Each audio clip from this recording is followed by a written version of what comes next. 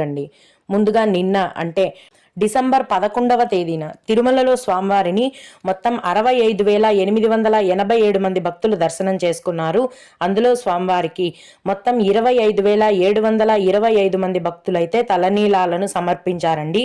నిన్నటి రోజున తిరుమలలోని శ్రీవారి హుండీ యొక్క ఆదాయం అనేది 3,88,00,000 రూపాయలు. ఈ రోజు కూడా ఎటువంటి దర్శనం టికెట్లు లేకుండా నేరుగా భక్తులనైతే ఫ్రీ దర్శనానికి అనుమతిస్తున్నారండి. ఈ విధంగా టికెట్స్ లేకుండా నేరుగా వెళ్లే ఫ్రీ దర్శనానికి ఈ రోజు కేవలం 6 నుంచి 8 గంటల సమయం మాత్రమే పడుతోంది.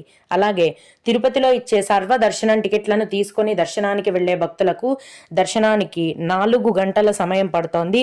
300 రూపాయల దర్శనం టికెట్లు కలిగి ఉన్న భక్తులకు మరియు 500 రూపాయల దర్శనం టికెట్లను కలిగి ఉన్న భక్తులకు దర్శనానికి 3 గంటల సమయం అనేది పడుతోంది. ఈ రోజు కూడా చిన్న పిల్లల సుపదం ఇన్ఫాంట్ దర్శనం అనేది యథావిధిగా కొనసాగు